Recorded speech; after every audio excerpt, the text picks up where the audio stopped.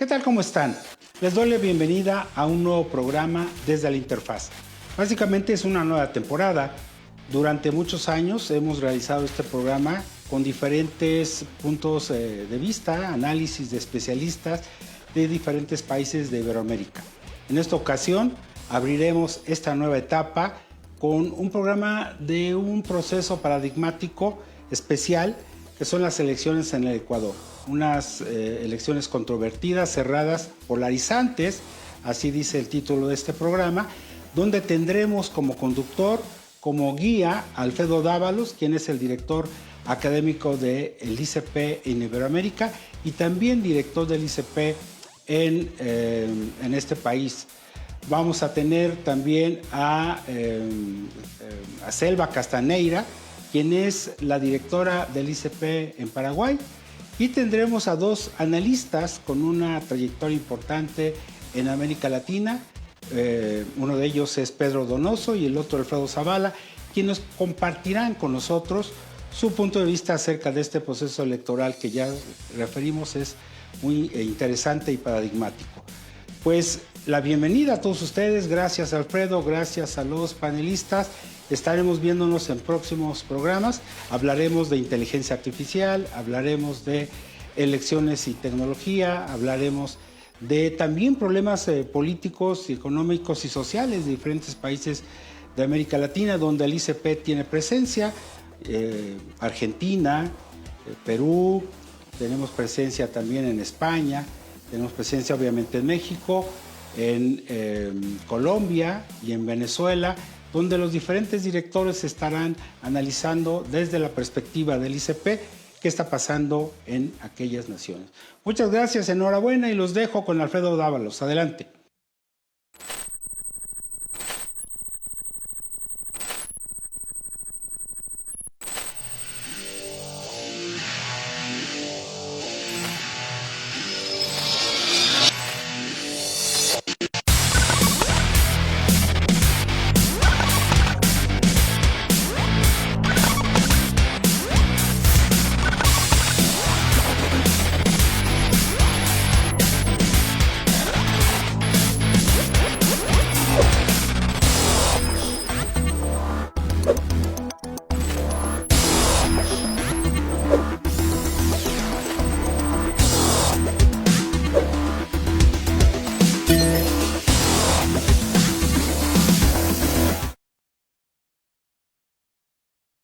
Muy buenas noches, amigos de toda Iberoamérica. Esto es nuevamente desde el Interfaz, este programa que gracias al esfuerzo del Instituto de Comunicación Política Iberoamérica, además a través de su presidente Javier Sánchez Galicia, del cual acabamos de escuchar nuevamente unas palabras de bienvenida. Es importante saber que, bueno, este programa estará nuevamente con ustedes a partir de las siguientes semanas para analizar los distintos hechos, coyunturas, campañas, gobiernos, crisis. Y bueno, estamos a un día de haberse realizado las elecciones en Ecuador, las elecciones presidenciales, con algunas sorpresas para algunos, otras sorpresas para todos. Y esta noche pues tenemos un panel realmente de lujo, ¿no? Para hablar varias cosas que sucedieron ayer, muchas sorpresas, como decía, muchas cosas inesperadas. Tenemos por un lado a la maestra Selva Castaneira, directora del ICP Paraguay, presidenta de los consultores y consultoras políticas de la Sociedad de Consultores Políticos de Paraguay. Bienvenida, mi querida Selva, un gusto tenerte aquí desde la interfaz. Muy buenas noches para todos. Buenas noches, Alfredo. Gracias. Gracias también a Javier por estar hoy, donde vamos a analizar la parte, digamos, el post, que es una buena parte para poder analizar los acontecimientos que se dieron ayer. Muchas gracias, Alfredo. No, bienvenida. Por otro lado, Alejandro Zavala, un gran amigo, consultor político, académico, analista, que además yo le decía cuando le invité a este programa, estaba de rockstar en distintos medios analizando este proceso, la previa, y como dice Selva, ahora este día post campaña, en algunos están en modo chuchaqui, como bien en Ecuador, en modo cruda, como se dice en México, otros están pues realmente en terapia intensiva, pero eso lo analizaremos muy pronto con también Alejandro Zavala. Mi querido Alejandro, bienvenido, qué gusto tenerte también hoy esta noche con nosotros. Hola Alfredo, buenas noches. Muchísimas gracias por esta invitación. Mi abrazo para Javier Sánchez Galicia. Muy bueno verle en esa introducción. Un altísimo honor compartir con Selva. Nos conocimos en Miami en la Cumbre Mundial de Comunicación Política y ahora compartir este panel, alto honor. Igual mi amigo y colega Pedro Donoso, uno de los mejores analistas, si no el mejor de acá del Ecuador. Y contento buscando, viendo a ver cómo encontramos la vuelta a todo lo que pasó ayer, que va a ser un poco complejo, pero ahí vamos a intentarlo. Gracias, mi querido Alejandro, bienvenido también. Y por último, bueno, tenemos también un gran analista, como bien decía Alejandro, director de ICAR. Él siempre que hablamos o lo vemos en algún evento, en la cumbre, él dice, yo soy consultor político, pero tiene realmente una gran capacidad para poder analizar distintos fenómenos, para poder analizar distintas coyunturas. Bienvenido, mi querido Pedro, realmente es un honor también tenerte hoy en este panel para poder analizar pues tantas interrogantes, ¿no? Que quedan de anoche, ¿no? Yo creo que quedan bastantes interrogantes, yo creo que quedan bastantes cosas o tela para cortar, y me parece que es mejor que tenerles a ustedes tres aquí para poder hablar de lo sucedido durante la campaña, pero sobre todo de lo sucedido ayer, ¿no? Porque yo siempre digo en distintos espacios, a diferencia de la comunicación a lo mejor institucional o la comunicación comercial o la publicidad, ahí se ve el reflejo con las ventas, con la reputación, con la credibilidad. Pero acá lo que sucedió ayer es al final termina siendo exitoso aquel que consigue la voluntad popular a través del bienvenido, mi querido Pedro. Muchísimas gracias, Alfredo, por la invitación. Para mí es un honor estar con Alejandro, que siempre tiene estas generosas palabras injustas. Selva, encantado, un gusto. Gracias por compartir conmigo este panel. Bueno, para iniciar, ustedes saben, le hemos puesto una elección polarizante, polarizada podría ser. Yo creo que un escenario que nunca se había dado en Ecuador en estos aspectos, ¿no? Alguien yo veía en la mañana en un análisis, o sea, hemos tenido elecciones polarizadas, pero prácticamente tener más del 80% en los dos candidatos, creo, si yo mal no recuerdo, desde que yo llegué al Ecuador y desde lo que he estudiado de campañas anteriores, creo que no se ha dado un escenario así. Y sobre todo, yo conversaba con algunos analistas y colegas el día de ayer por la noche, que además de que no se había dado algo así, pues estábamos viendo también que los que seguían a la cola, los que seguían los terceros lugares, cuartos, no había también cantidad de ventaja. Me parece que también esto es único. Pero bueno, para empezar primero con Selva. Selva, hemos visto que esto, bueno, son fenómenos que se han dado en las últimas elecciones. Argentina, México, incluso Venezuela, hoy Ecuador. Pero tú que estuviste también acá, Selva, ¿qué nos podrías decir de este nivel tan alto de polarización y lo que significa también esta mirada desde fuera, desde cómo se está viendo el Ecuador con esta elección tan polarizante?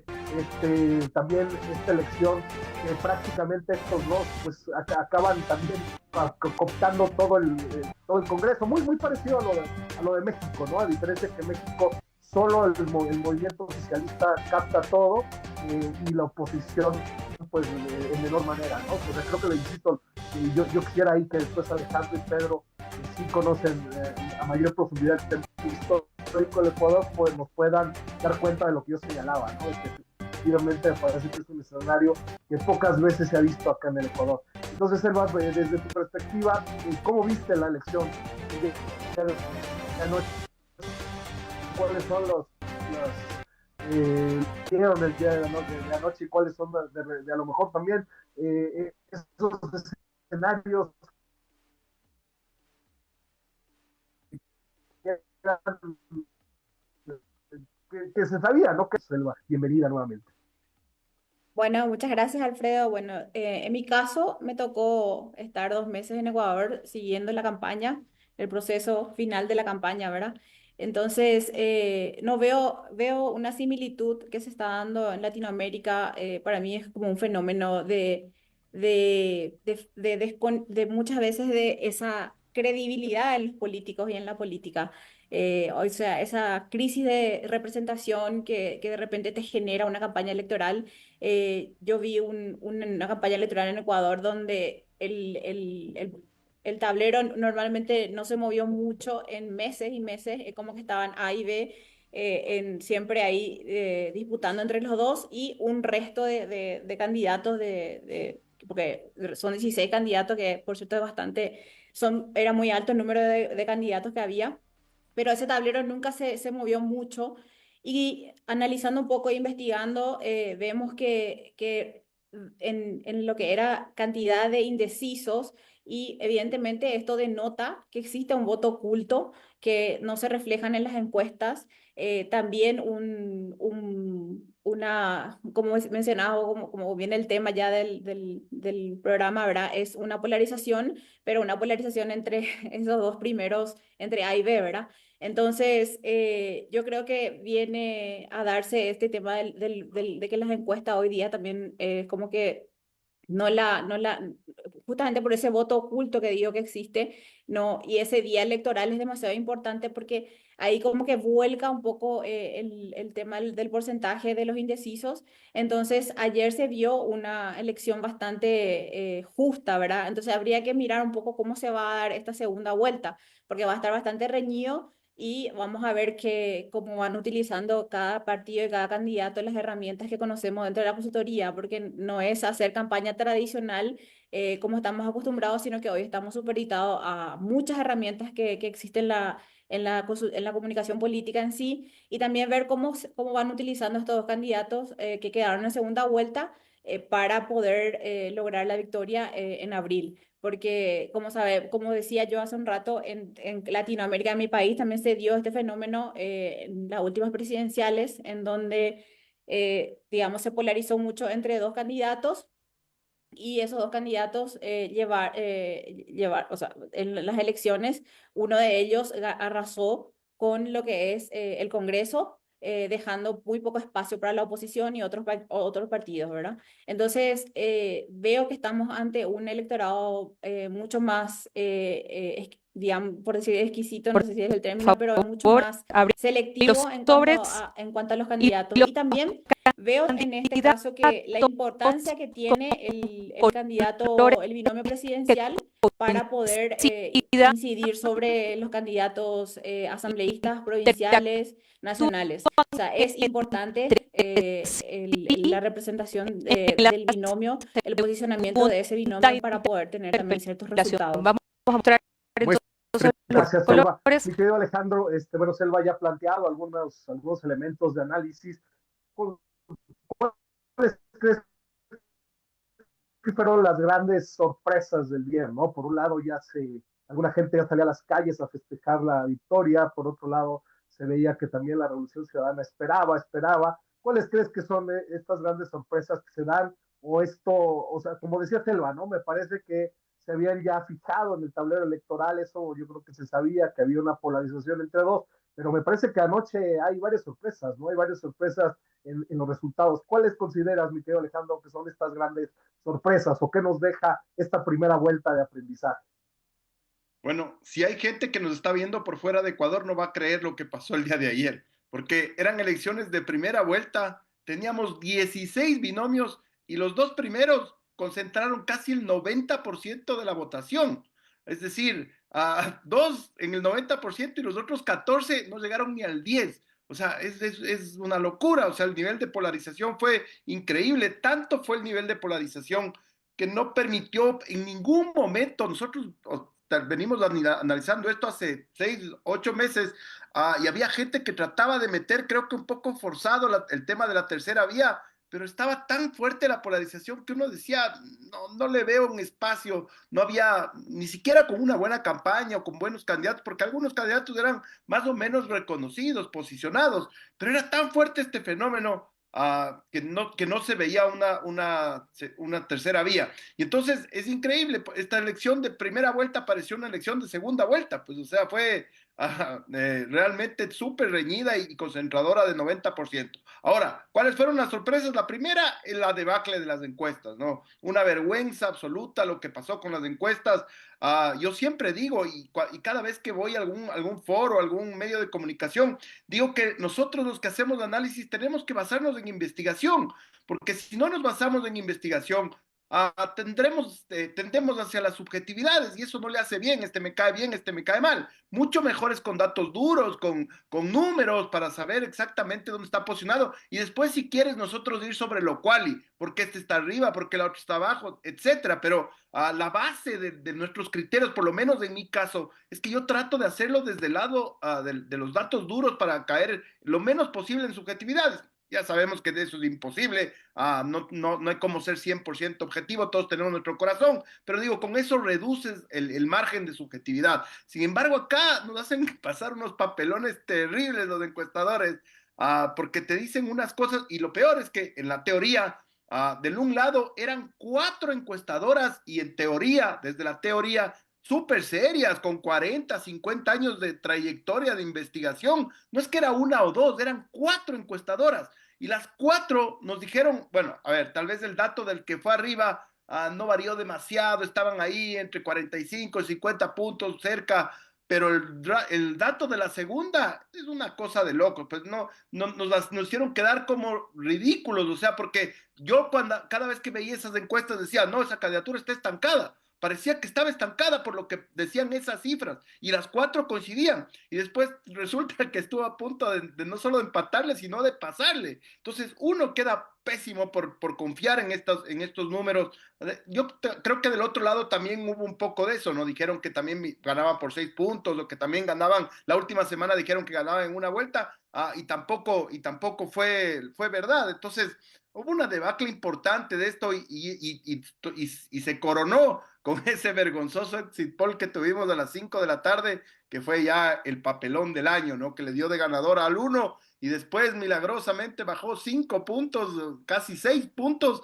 No puedes en un exit poll, que es un conteo rápido a boca de urna, fallar 6 puntos. Hasta en una encuesta, digo, bueno, ya diseñaste mal la muestra, pero un exit poll además es peligrosísimo, pues porque tú sabes que a las 5 de la tarde la gente puede festejar y después de eso puede generar en violencia. Menos mal que no pasó, porque Dios es grande, pero es muy peligroso. Entonces, yo básicamente planteo que este escenario que tuvimos fue el más polarizado. Desde la vuelta a la democracia no hay algo así. No hay, en primera vuelta imposible recordar algo así.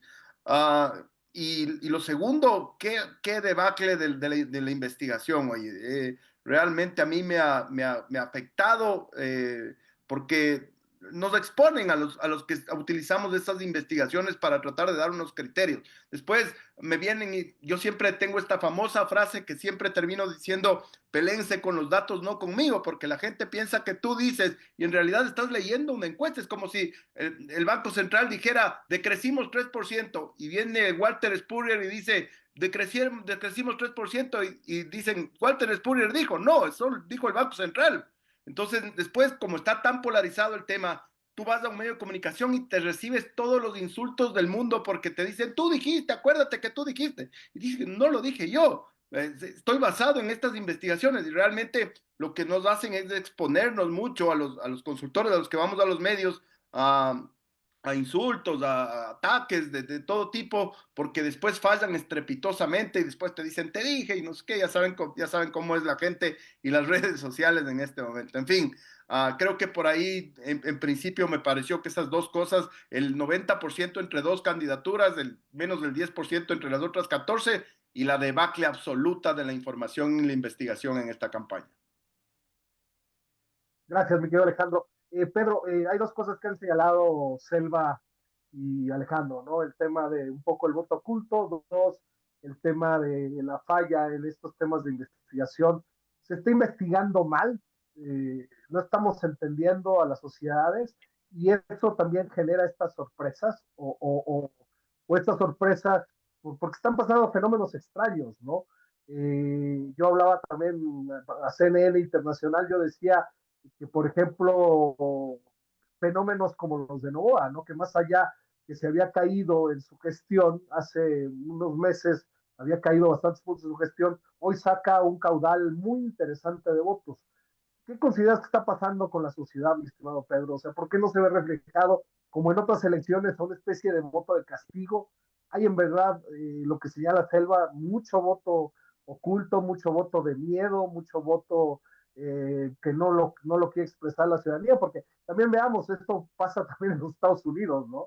Ha pasado las campañas de Trump, pasó también en México, ha pasado en otras elecciones, y te digo, ¿y qué está pasando? ¿Por qué no estamos entendiendo, como dice Alejandro, a las sociedades? ¿Es un tema de parte de las encuestadoras o estamos también fallando desde el análisis, estamos fallando desde cuáles son los elementos que deberíamos de investigar? Digamos, a mí los procesos eleccionarios, a pesar de que yo sigo insistiendo, yo no soy especialista en, digamos, consultoría política electoral, no lo hago, admiro a la gente que lo hace, me parece además súper difícil, yo no tengo ese bagaje académico, les admiro a los que están en un cuarto de guerra, a los que pueden entender territorio, aire, esas cosas, digamos, que a mí me parece que son casi chino avanzado, digamos, ¿no?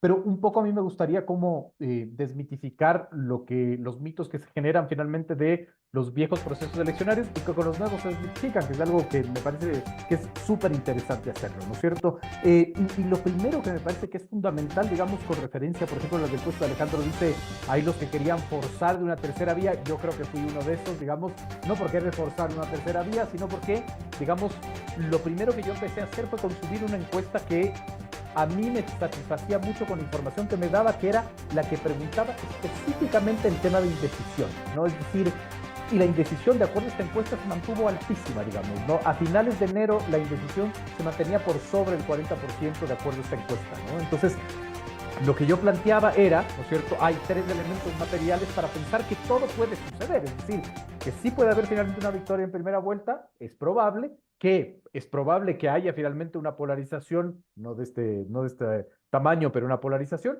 o evidentemente que pueda suceder, ¿no es cierto? ¿Por qué? Porque había la demanda finalmente, es decir, había una cantidad de indecisos que te podían decir esto puede irse para cualquier lado, había la oferta, 16 candidatos, y había la experiencia, digamos, ¿no? Es decir, en el Ecuador, en la última elección, vimos finalmente, ¿no es cierto? Y en elecciones seccionales, vimos que todo podía suceder. El mismo Daniel Noboa finalmente, a 4 semanas del proceso eleccionario, tenía 3 puntos de intención de voto, de ahí subió a 4, de ahí subió a 16 y pasó a la segunda vuelta con 22 en el 2023, me refiero, ¿no? El alcalde de Cuenca, digamos, ¿no es cierto? Que a 10 días iba cuarto en la intención de voto y que termina ganando la elección con 18%, ¿no?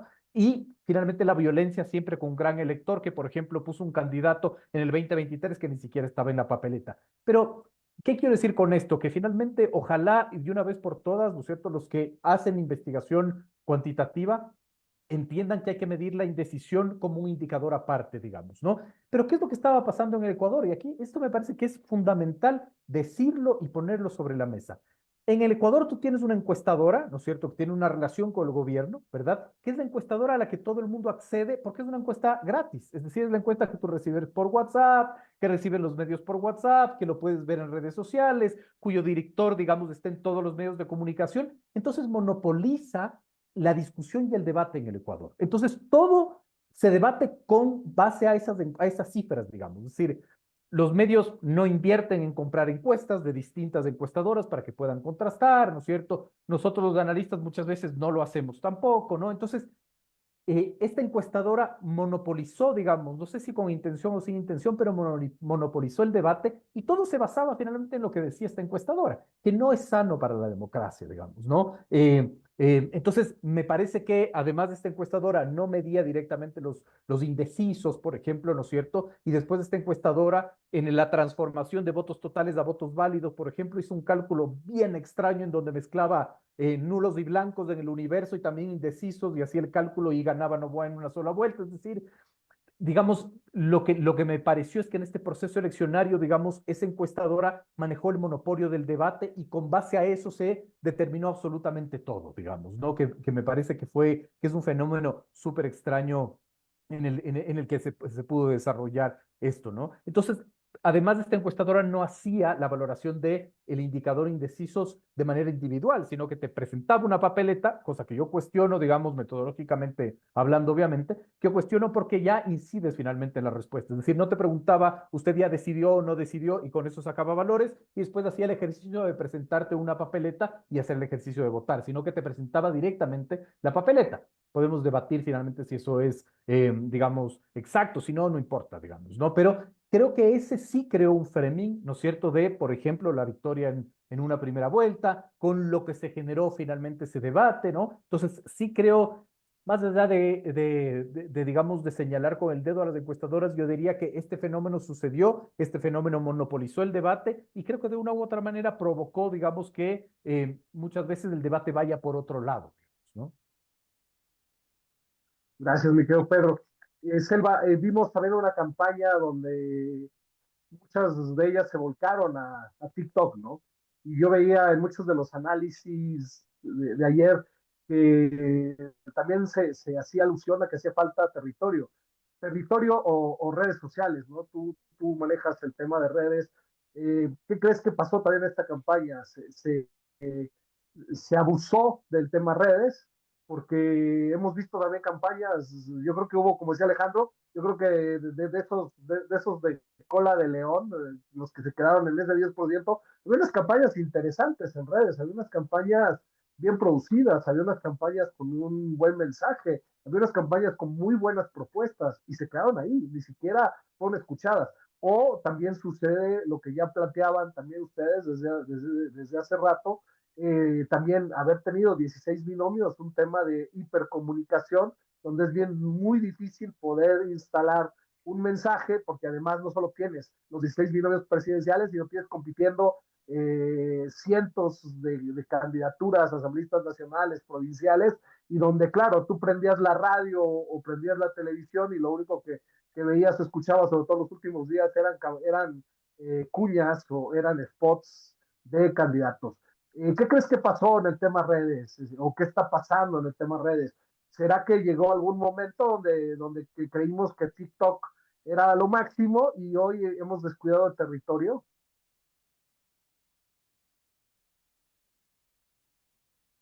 Bueno, en base a lo que es tu pregunta, Alfredo, tuvimos de todo, tuvimos de todo, aparte de que teníamos una gran cantidad de candidatos, en un momento dado se saturó eso en la parte digital, lo que es en redes, y la parte digital es una herramienta más de lo que es una campaña, no lo es un todo. O sea, es muy importante tener en cuenta las otras herramientas y también hacer territorio. O sea, porque recordemos que para poder hacer una campaña utilizando herramientas hay que segmentar. Entonces, digamos que el tema digital va a un segmento, pero hay una parte del electorado al que uno no llega con lo digital, que llega con los medios tradicionales o con trabajo en territorio. Entonces, en estos últimos tiempos ya fue una saturación, digamos, de todo lo que es, además de la cantidad de candidatos que teníamos. Entonces, hubieron campañas muy buenas como te digo, así también tuvimos de todo. O sea, hubieron campañas muy buenas, hubieron algunas exageraciones, algunos que uno ya pasaba como de largo.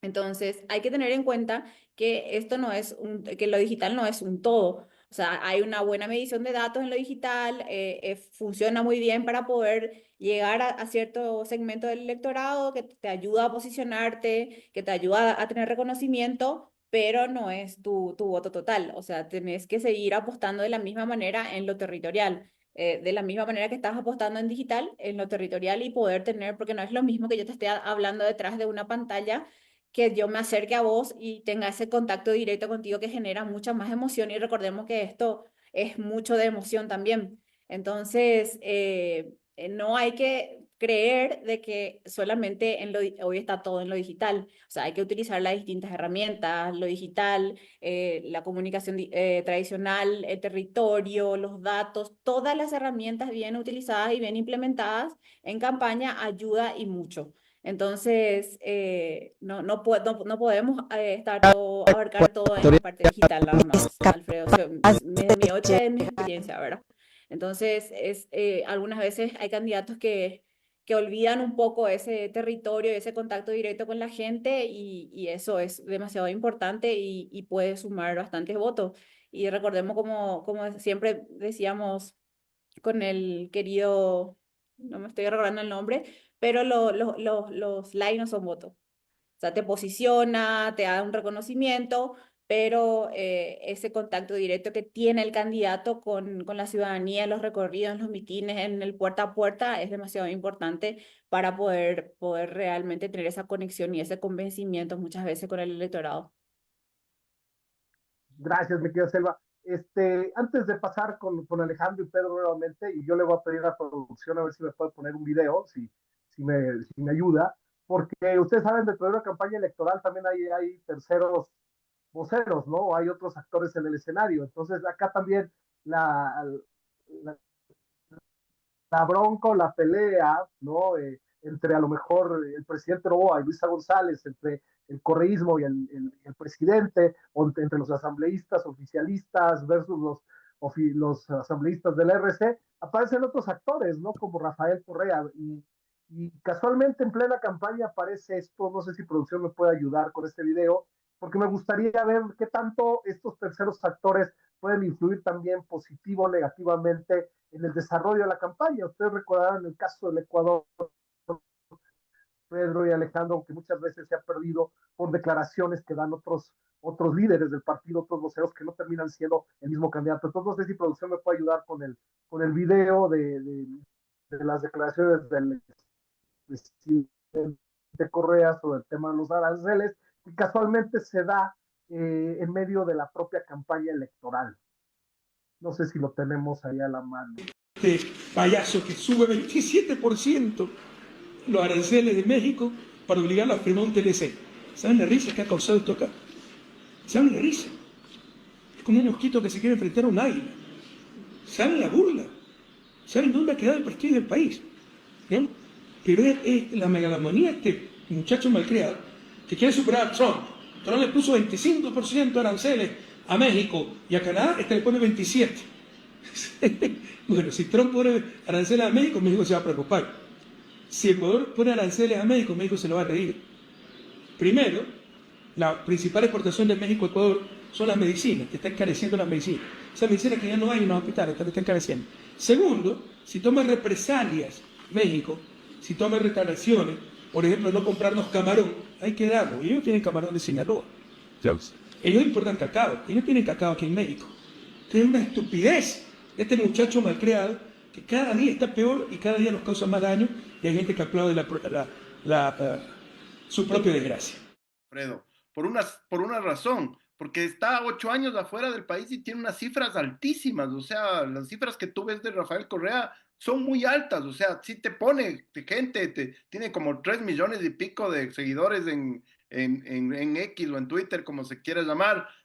Esa es la parte buena, digamos, la parte positiva de que tiene muchos seguidores y tiene muchas altas cifras. La parte negativa es que evidentemente es el tipo más polarizante del Ecuador. Entonces, cuando entra a la conversación, entra muchas veces a maltratar ciudadanos, a pelearse, a citar, y no solo, o sea, no solo se pelea con políticos, sino directamente con ciudadanos. Cualquiera ahí que está por ahí pone un tweet que a él no le gusta, le cae, y eso evidentemente polariza el escenario. Y además no solo eso, sino que le resta mucho protagonismo a su candidata. Fíjate que en el debate, tú veías las redes cuando fue el debate presidencial, y la tendencia quinta o sexta era Rafael Correa y no Luisa González. Luisa González no aparecía en la conversación digital, aparecía Correa. Entonces esto le crea un problema de identidad. Yo creo que me parece que ha sido bien manejado en los últimos tiempos el tema de dejarle desarrollar más a Luisa, de darle más protagonismo a Luisa, de que ella hable en las tarimas y los videos sean enfocados solo en ella. Ha mejorado muchísimo en ese sentido porque tienen una crisis de identidad muy fuerte. O sea, ¿quién es el candidato? Después tú vas a la papeleta y no está pues Rafael Correa. Entonces, estas cosas, fíjate, es muy importante esto. Fíjate lo que pasó en Colombia. Esa pregunta tuya es perfecta con el ejemplo que pasó en Colombia. En Colombia estaban por llegar a segunda vuelta Gustavo Petro y Fico Gutiérrez, el que era alcalde de Medellín. ¿Ya? Y entonces estaba prácticamente ya empatándole a Petro para llegar a segunda vuelta y salieron todos los viejos políticos de Colombia, Uribe, Duque, y le dieron un endorsement que llaman los gringos a Fico. y ese mismo día que salieron los viejos políticos, Fico se cayó en picada y le pasó a Rodolfo Hernández. Y quedó en segunda vuelta Petro contra Rodolfo Hernández. Entonces, sí, estos endorsements, digamos, estas intervenciones de políticos clásicos, de políticos viejos, te pueden jugar en contra. Todo depende de qué pase. Yo creo que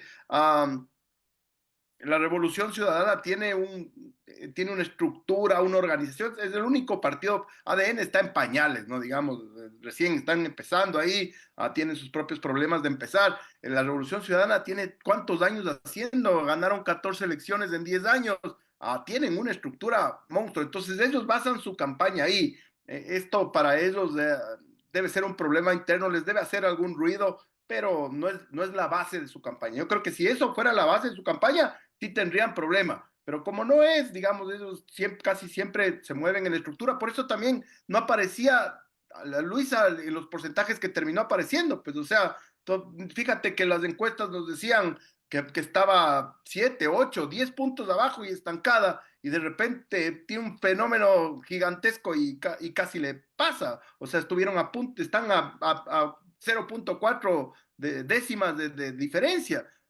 Entonces, yo creo que por ahí puede ser explicado que, a pesar de que sí pueden influir negativamente estas incursiones, digamos, sobre todo de políticos viejos, de políticos clásicos, yo creo que la Revolución Ciudadana en su caso tiene otra estructura para poder afrontar una elección y eso no les genera el ruido que normalmente te generaría. Ahí Gracias, me mi tío gustaría Alejandro. opinar un poquito en cuanto a Con lo todo positivo gusto. y negativo de eso, Alfredo. Querido Alejandro, si nosotros miramos las elecciones de Donald Trump, su nieta publicaba el día a día de Donald Trump y eso, sin embargo, le sumó y fue positivo para su campaña electoral. Entonces depende mucho de quiénes lo hacen, ¿verdad? Solamente Sí, eso quería totalmente. comentar.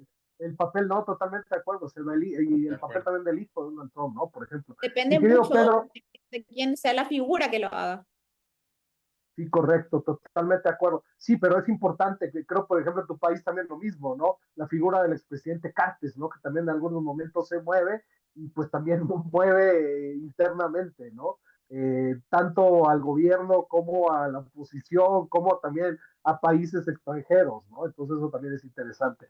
Mi querido Pedro, ¿tú considerarías que es una victoria de Novoa?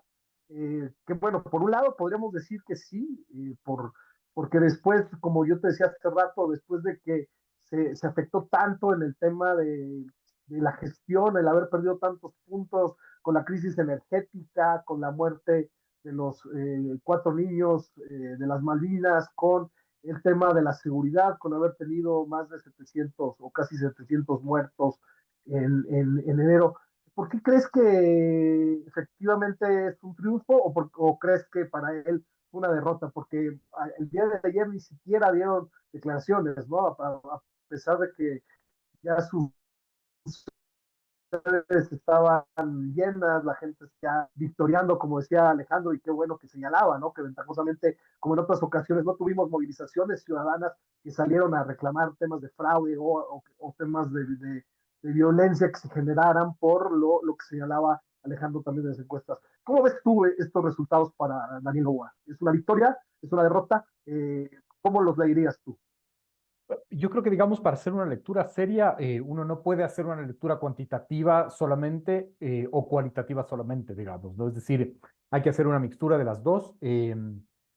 Podríamos decir que Noboa, digamos, gana siendo el presidente finalmente el que tiene todo el desgaste del poder, ¿no es cierto? Y teniendo unos números sorpresivos para la gestión que ha hecho, digamos, ¿no es cierto? Es un presidente que dejó un país 14 horas sin luz, es un presidente, digamos, que ha gobernado el segundo año más violento de la historia y que ha gobernado el mes más violento de la historia, digamos. Muy bien tú lo dijiste, Alfredo, no son 750, son más, y esto quiere decir que es un muerto violento por cada hora en el mes de enero del 2025, ¿no? Es decir, si ponemos esas cifras, evidentemente que pasar una segunda vuelta es una gran victoria, ¿no es cierto? Sin embargo, ya en lo cuantitativo, ¿no es cierto? Uno hace un análisis y, por ejemplo, el Ecuador electoral es un Ecuador de 7 provincias, ¿no? En el Ecuador hay 24 provincias. El Ecuador electoral son 7 provincias que, digamos, suman el 70% del electorado, ¿no? Creo que el análisis cuantitativo tiene que versar sobre cómo, ¿no es cierto?, avanza Noboa o retrocede Noboa. Por ejemplo, digamos, en Tungurahua. Queremos 10 Anoche asambleístas. Noboa saca 61%, digamos, pero en la segunda vuelta del 2023 sacó 75%. Hay un retroceso, digamos, en la séptima provincia más importante en el ámbito electoral,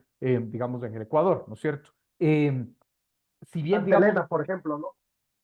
pero Santa Elena no está, digamos, en esas 7 provincias, ¿no es cierto? Santa Elena es profundamente Correcto. marginal, electoralmente hablando, ¿no? Entonces, yo me enfocaría finalmente en esas 7 provincias, que son, en este orden, Pichincha, Guayas, Manabí, Azuay, Los Ríos del Oro, Tungurahua, digamos, ¿no? Entonces, claro, creo que hay que sí hacer un análisis nunca de cuánto ganó Noboa en esta elección, sino que tenemos que hacer un análisis comparativo, es que eso es, digamos, irremediable, ¿no? Entonces, claro, es un poco lo que te planteo. Un presidente, digamos, que no tiene una gestión, ¿no es cierto?, que ha sido tan crítica su gestión con relación, digamos, a los indicadores, ¿verdad? Que pase una segunda vuelta y pase primero, me parece que finalmente es una gran victoria, digamos, ¿no es cierto? Es una gran victoria. El correísmo creería que sí también rompe su techo, ¿no es cierto? Avanza, ¿no es cierto?, en varias provincias de estas 7, ¿verdad?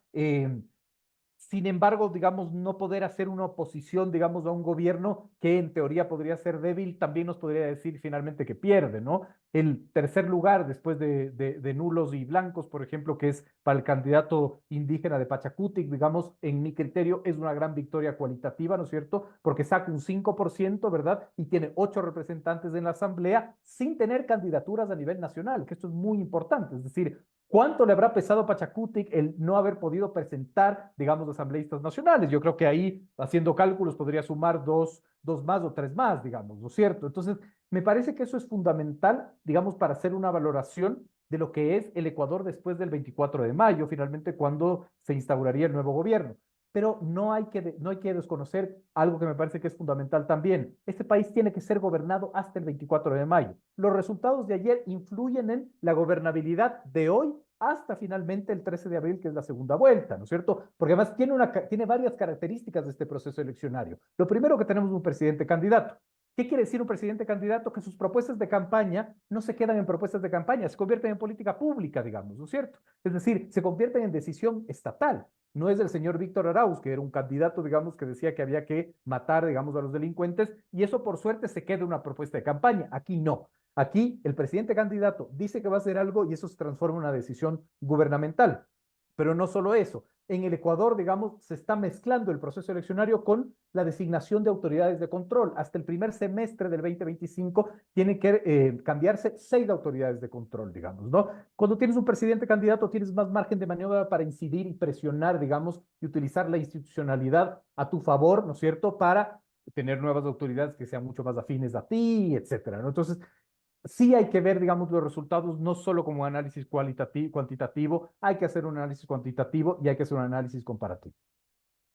Gracias, mi querido Pedro. Selva, para ir cerrando en esta una fase final del interfaz, primero agradecerles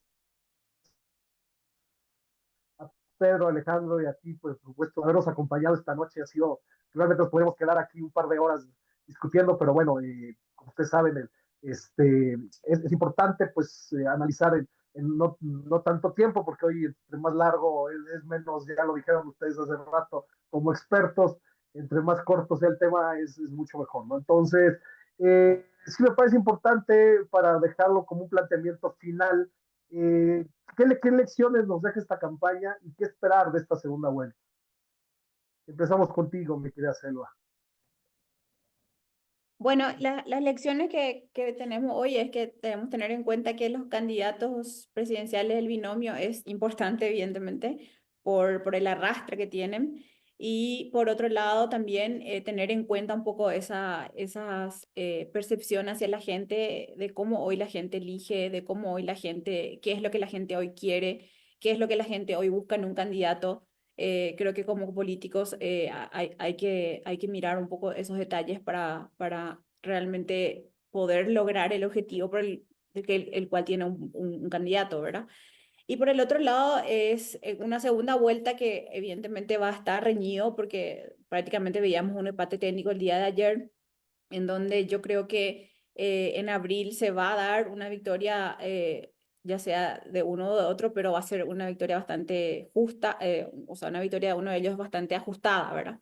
como se dio en el Brasil, que fue muy, muy ajustada. Entonces, eso también da lugar para muchas otras situaciones que se pueden dar el día electoral en la segunda vuelta en abril. Entonces, bueno, es seguir nosotros viendo, entendiendo que esto es bastante cambiante, de que las campañas son están cambiando constantemente y que todo el tiempo nos estamos encontrando con nuevos fenómenos que nos escapan, tanto para nosotros como consultores, como también para los mismos que hacen política y que hacen una carrera política.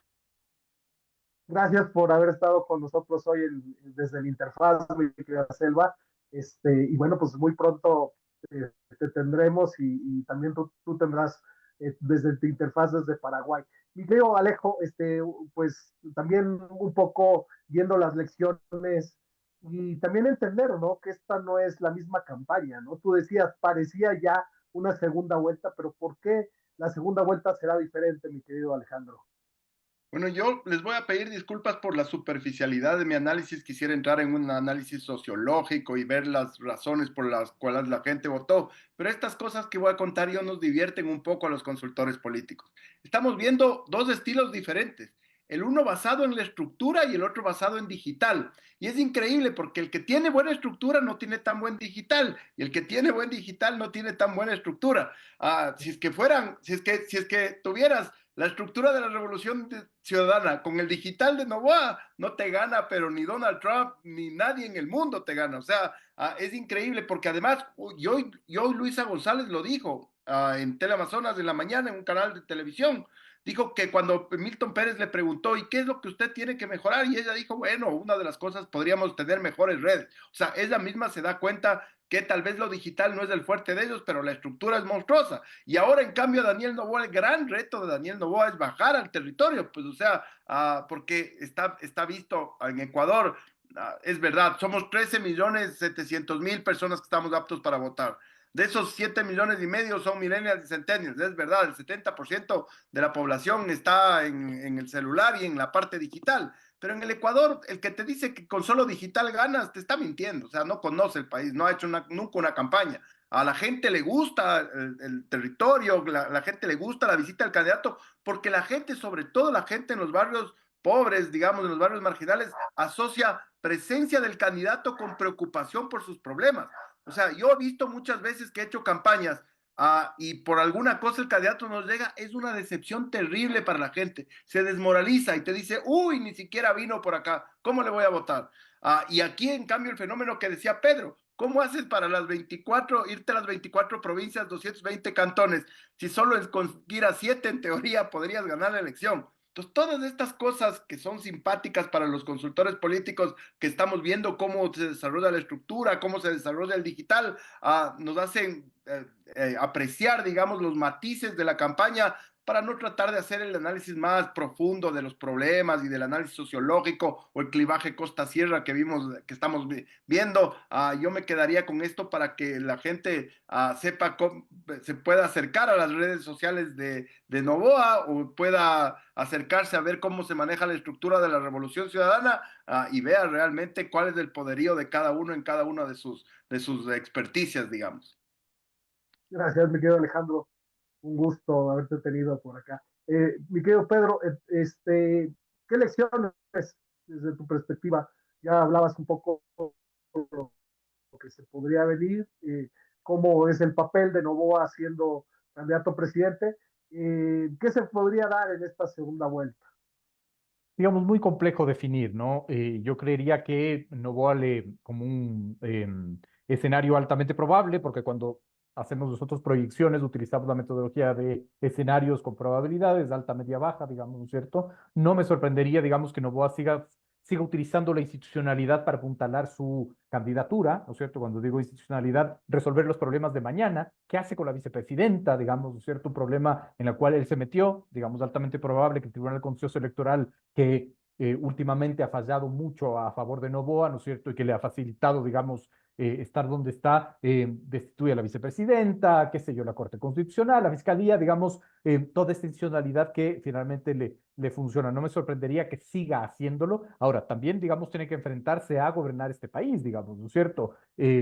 Digamos, una posible crisis energética que los expertos, digamos, la vaticinan, una crisis económica, digamos, los gobiernos autónomos descentralizados no tienen con qué pagar sueldos a final del mes, ya lo dijo, por ejemplo, una prefecta, la prefecta de Pichincha, que se le adeuda más de 20 millones de dólares a la prefectura, a la provincia, es decir, ahora le toca, digamos, gobernar en campaña, ¿no es cierto? Ser el presidente candidato que tanto desgasta. ¿Qué elecciones, digamos? Yo creo que hay varias lecciones. La primera es que digamos como consultores sí tenemos que hacer una inversión, digamos, en las encuestas que no son públicas, ¿no? Es decir, yo tuve acceso porque nosotros invertimos para eso. Sé que es muy difícil hacerlo muchas veces, digamos, ¿no? Pero me parece que es una lección que yo aprendí, que hay que invertir, digamos, en las encuestas que no son públicas, ¿no? El director de la encuesta donde no es, que no está en medios, digamos, creo que hacer esa inversión es importante. Yo adquirí dos encuestas, digamos, que si, no si bien no fueron exactas, sí dieron, digamos, una aproximación a lo que